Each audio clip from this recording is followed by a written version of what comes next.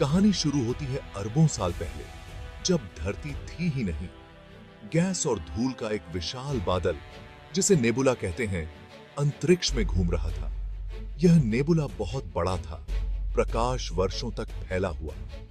इस नेबुला के अंदर एक नाटक होने वाला था। गुरुत्वाकर्षण, वह अदृश्य शक्ति जो पदार्थ को एक साथ खींचती है, ने गैस और धूल को अंदर की ओर खींचना शुरू कर दिया। पहले धीरे धीरे, फिर तेज और तेज। बादल अपने आप में सिमटने लगा। जैसे जैसे बादल सिकुड़ता गया, वह तेज और तेज घूमता गया, जैसे कोई फिगर स्केटर अपनी बाहों को अंदर खींचता है। बादल का केंद्र अविश्वसनीय रूप से गर्म और घना हो गया। अंततः दबाव और तापमान इतना तीव्र हो गया कि हाइड्रोजन परमाणु आपस में जुड़ गए, जिससे ऊर्जा का जबरदस्त विस्फोट हुआ। हमारा सूरज पैदा हुआ था। नवजात सूरज एक प्रचंड आग का गोला था, जो प्रकाश और गर्मी बिखेर रहा था। लेकिन नेबुला का सारा पदार्थ सूरज में समा नहीं गया।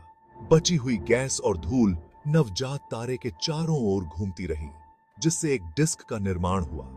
इस डिस्क के भीतर धूल के छोटे छोटे कण स्थैतिक बिजली द्वारा एक साथ खींचे गए, आपस में चिपकने लगे।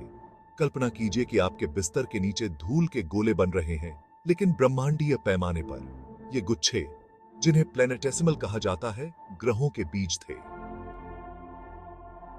ग्रहों पे सौता है। लाखों वर्षों में प्लैनेटेसिमल आपस में टकराते और बढ़ते रहे। कुछ इन ब्रह्मांडीय टक्करों में बिखर गए, जबकि अन्य विलय कर बड़े और बड़े होते गए।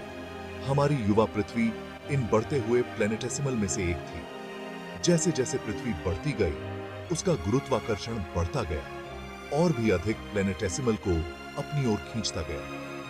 निरंतर बमबारी ने अत्यधिक गर्मी उत्पन्न की, जिससे युवा ग्रह को बनाने वाले चट्टानें और धातुएं पिघल गईं। भाग 4। पिघला हुआ महासागर। पृथ्वी की प्रारंभिक सतह।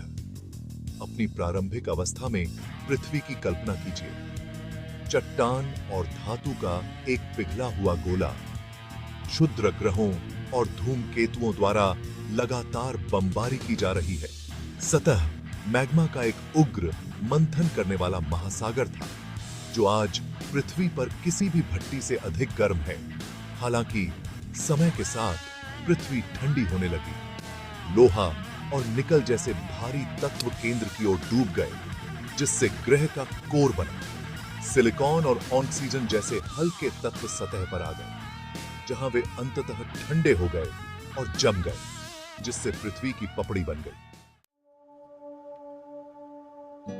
भाग 5। हवा और पानी। सांस लेने योग्य वायुमंडल। जैसे ही पृथ्वी की सतह ठंडी हुई, ज्वालामुखी फट पड़े, जिससे ग्रह के आंतरिक भाग से गैसें निकली। जल वाष्प, कार्बन डाइऑक्साइड और नाइट्रोजन सहित इन गैसों ने पृथ्वी का प्रारंभिक वातावरण बनाया। इस बीच ग्रह के ठंडा होने पर वातावरण में जल वाष्प संघनित हो गया, जिससे बादल और बारिश हुई। अभी भी गर्म सतह पर मूसलाधार बारिश हुई, जिससे पहले महासागरों का निर्माण हुआ। ये शुरुआती महासागर आज के महासागरों की तुलना में संभवतः अम्लीय और बहुत गर्म थे, लेकिन वे जीवन के पहले रूपों का पालना थे। भाग 6। एक पीला नीला बिंदु। जीवन को एक घर मिलता है। पृथ्वी के उग्र जन्म को अरबों साल बीत चुके हैं। हमारा ग्रह एक पिघले हुए नरक से बदलकर उस जीवंत, जीवन निर्वाह करने वाली दुनिया में बदल गया है, जिसे हम आज जानते हैं।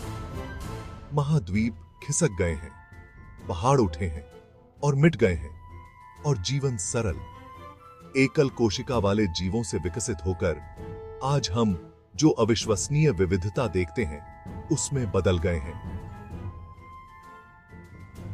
जैसे ही हम ब्रह्मांड का पता लगाते हैं और पृथ्वी से परे जीवन की खोज करते हैं, हम अपने साथ अपने ही ग्रह के जन्म की कहानी, ब्रह्मांडीय टकरावों, उग्र शुरुआत और उस उल्लेखनीय यात्रा की कहानी लेकर चलते हैं जिसके कारण इस पीले नीले बिंदु पर जीवन का उदय हुआ जिसे हम घर कहते हैं।